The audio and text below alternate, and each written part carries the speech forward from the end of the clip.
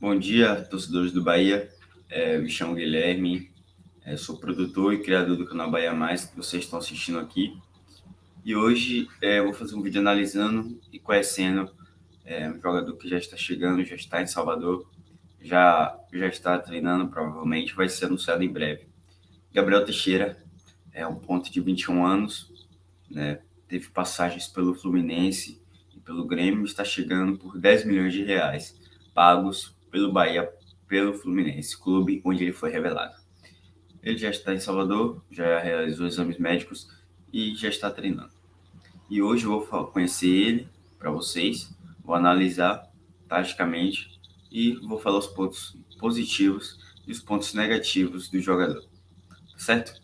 Então, por favor, deixa o like para me ajudar a continuar motivado e se esforçando para trazer os vídeos para vocês. Temos vários conteúdos vindo por aí, então vocês ative o sininho para ficar alerta sobre esses vídeos. E aqui embaixo está, né, me chamo Guilherme, aqui está a minha rede social, onde lá eu informo também, né, o horário dos vídeos, o assunto e muitos outros, tá certo? Então, vamos começar. Já vou apresentar aqui para vocês, né? Vocês já conhecem o material que eu uso, né, para informar os jogadores.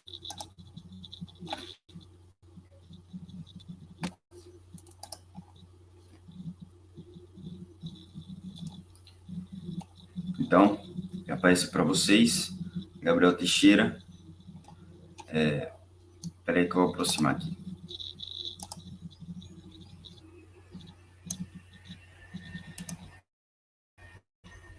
Deixa assim mesmo. Então, Gabriel Teixeira tem 21 anos, 1,69 de altura, ele é pé direito, né? E ele joga de ponta, tanto de um lado, tanto do outro. E vamos falar especificamente sobre essa questão, né, da utilidade dele nas duas pontas, que ele é muito bem eficaz. Mas vamos primeiro falar sobre a passagem dele com o Fluminense, né? A geração de Gabriel Teixeira não é a mesma de Kaique, que também está vindo para o Bahia, para diferenciar. Ele foi uma geração antes, mas ele já vinha se destacando, né? Aí ele subiu para o sub-20, né? E aí depois ganhou uma oportunidade, né, no time principal. Só que ele teve boas atuações, mas o desgaste que ele teve com a torcida do Fluminense foi o seguinte: um jogo contra a Libertadores, contra a Olímpia,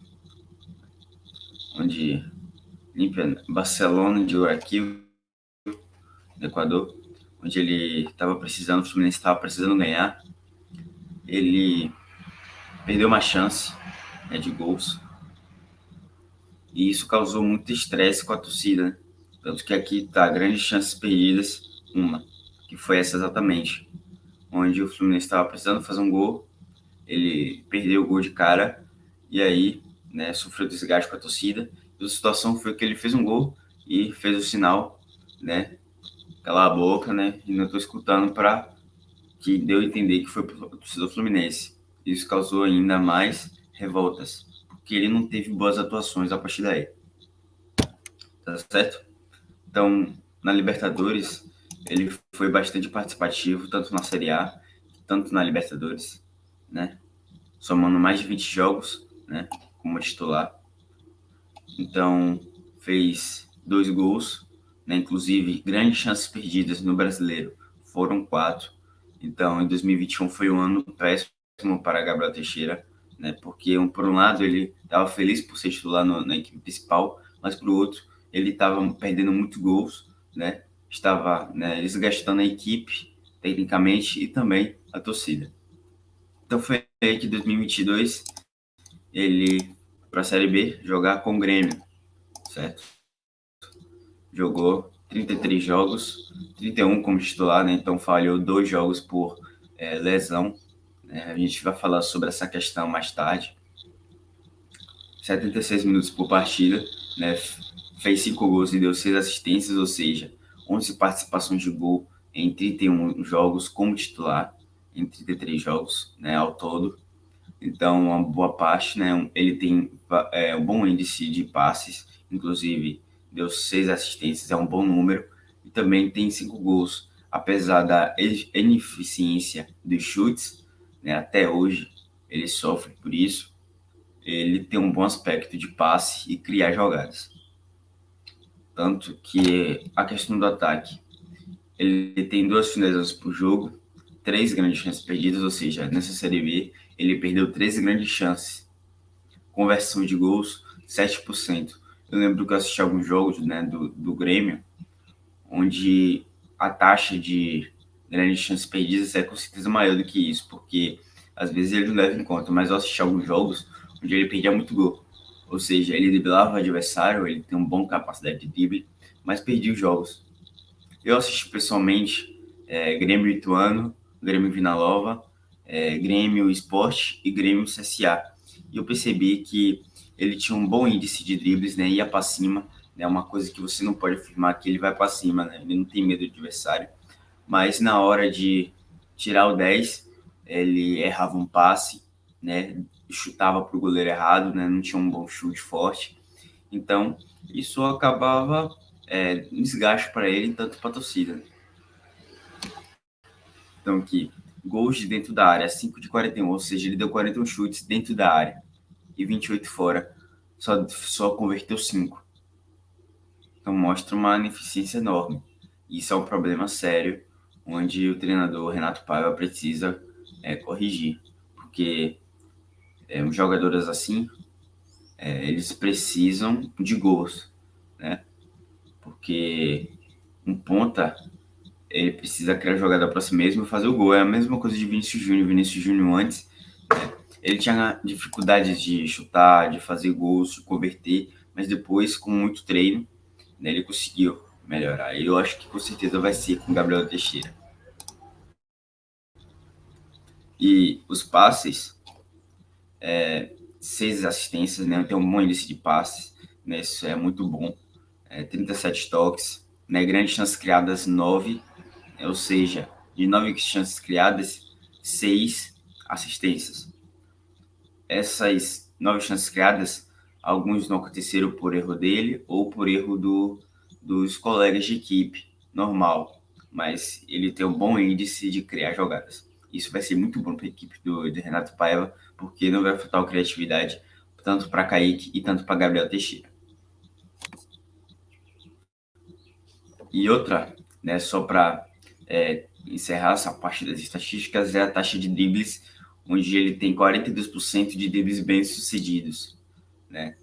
E ele também tem bom índice de disputa de bolas vencidas, onde tem mais 50% de probabilidade. E duelos no chão, 52%. Duelos aéreos, a gente não cobra muito porque ele só tem 1,70 m. Então é difícil você comandar, subir contra adversários mais altos. Mas eu vou citar um jogo específico. A gente vai falar agora sobre a questão das posições, né? As posições. Eu vou mostrar um jogo entre Grêmio e CSA, onde Gabriel Teixeira, que na origem jogava no lado esquerdo, né? Ele joga nesse jogo na direita, onde ele teve uma das melhores notas. Ele teve, para um jogador que joga na perna direita, no lado direito, teve os melhores atuações da sua carreira, né? Porque você fala assim, tem ponta que joga só num lado, mas Gabriel Teixeira não, ele pode ser utilizado em vários lados de campo, ou seja, no lado direito e esquerdo, e as atuações não vão mudar. Algumas atuações, né, ele pode falhar em alguns casos, mas se o treinador tiver algum desfalque importante no lado, ele pode ser aquele cara que pode jogar nos dois lados. Então, eu acho que um ponto positivo é a utilidade que ele pode ter na equipe, jogar nos dois lados, talvez jogar de meio atacante, Então, porque a presença diária dele é incrível, né? Vou mostrar aqui o mapa headmap da temporada, que como, né, ele jogava a presença dele, né, dos dois lados de campo, né, chegava na área, na entrada da área. Então, acho que vai ser essencial para ele. Tá certo? Então, outra coisa para avisar é o ponto negativo, que são as lesões, né? As lesões, vou encerrar aqui.